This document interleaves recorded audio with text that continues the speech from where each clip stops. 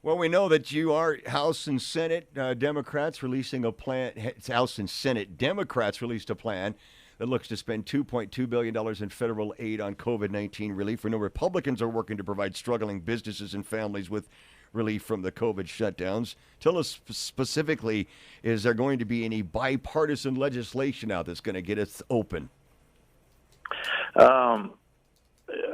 We are, our approach is that we will stay here until we do agree to open the economy and open our communities back up. But whether the Democrats and the governor will agree, the governor is very opposed to it, and so it may take a while. Yeah, but with the billions of dollars they want to spend on all sorts of things, they aren't going. That's just not even plausible until they allow people to go back to work and allow businesses to open back up. Bruce, we could continue to talk to you, and we're going to about some of the other things. But boy, the elephant in the room this morning sure seems to be the Newhouse situation and the calls for him to resign by 6 GOP leaders. Give us your thoughts on the letter that was sent to Newhouse and Newhouse's response, if you have any. Anybody talking to you about that before letters went out or anything? Actually, I had a talk with Dan after it came out on the news. We had a phone conversation one night, and I would say, first of all, I think that it was based upon things that we may not be aware of.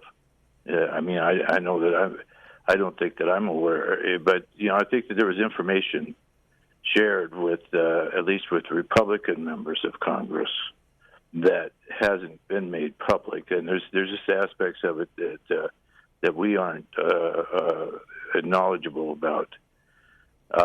I just, the truth is, Dan and I are friends. We have been for half a lifetime, and I have a great respect for him. I think it was one of the most difficult things he ever did, and I don't know. I don't know that I would have done it, but I know that he acted with a clear conscience.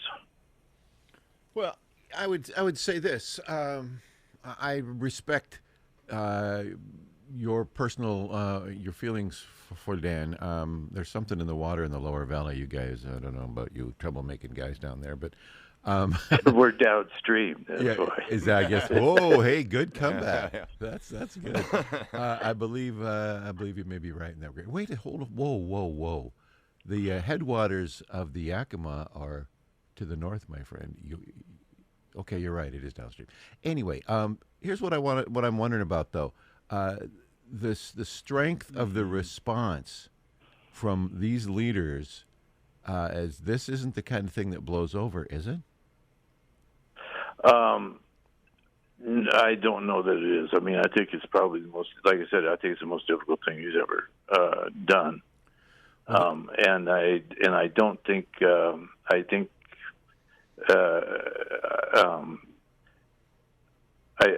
just don't think that, I think he knew he was going to get a response from constituents, but I don't know that he decided to do it anyway. I mean, that was how strongly he felt about it. I get that. I just respect that, whether even if it wasn't right. But if there's information that we don't have, it seems like right. Right. Then that's doing him a tremendous disservice because nature abhors a vacuum. So when we don't have information that we know to be true, we fill in on our own. That's just human nature. It's what we do. So if there's more to be said, it should be said. Is it the kind of stuff that can't be shared? And if it's that bad, why were only 10 voting instead of 200? I think that it was a very tough decision for every member of Congress, regardless of what their predisposition was toward it or their relationship with the president or anything else. I think that I don't think anybody took a vote that cast a vote that was not painful and difficult to do. So, and I would think that it may be that as time passes, we will become aware of things that maybe were said or done that we aren't aware of today. But I just, at this point, I just really admire him because I think he saw the train coming. Yeah, and he stood in front of it anyway. Yeah, good. Well, and I have respect for that. But again, it's one thing to step in front of the train and take what's coming to you, knowing that that's what you're doing. But then, is not the second half of that to when the conductor comes out to sweep up the mess, you get out of the way? I mean, that's the other thing. But look, these are questions that we should have with him, not with you. Nope.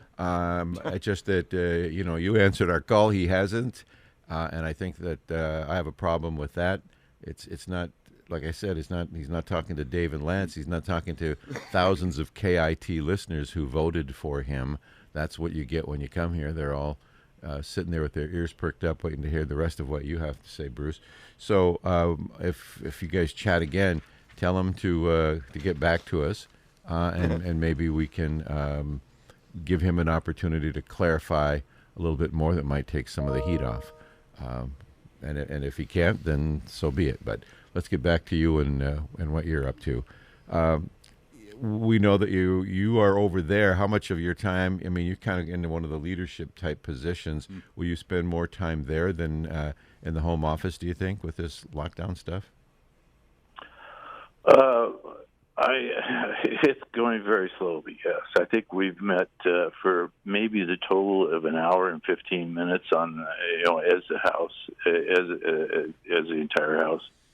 Wow. And that has all been on Zoom, except for the opening where we elected the Speaker of the House and stuff. But it is it's moving very slowly, and we do have sessions, but they are online, and they are not. We are not in the same room at the same time ever. I'm not sure that that's actually helping the process. I think it may be doing more harm than good. But who do you believe it's helping more, the Democrats or Republicans? I think by the time it's over, everyone will be feel pretty battered. I just wonder. I mean, Democrats have introduced this legislation, $26 billion transportation package introduced last week. Sure seems like this thing's coming. Doesn't seem. Big gas tax increase. Do you see this as inevitable?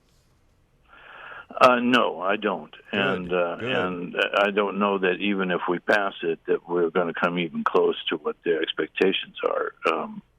You can't say double a tax every decade and think that that's going to bring prosperity. Prosperity comes from people's hard labor, not from the dictates of Olympia, unfortunately. And I think it.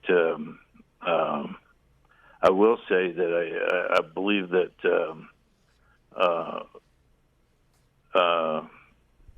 there's we have a bill that has been introduced that will actually restrict the ability of the governor to have mandates by rule rather than by legislation and just keep renewing those every few weeks.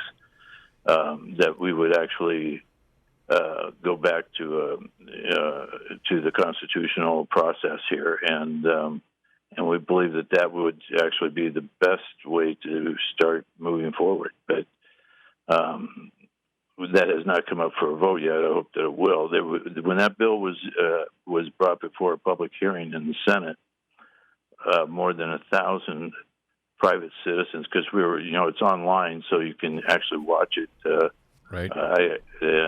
From anywhere in the state, and I think that's the one positive thing about the approach we've taken on this session.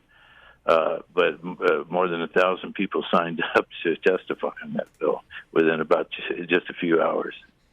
Well, clearly, there's a strong sentiment that we understand leadership and the governor's need to maybe react initially in an emergency, and once you have a clearer picture of the parameters and what you're up against, it's no longer an emergency. It's something to be managed, and at that point, the governor needs to include the voice of the people through their elected representatives, and so.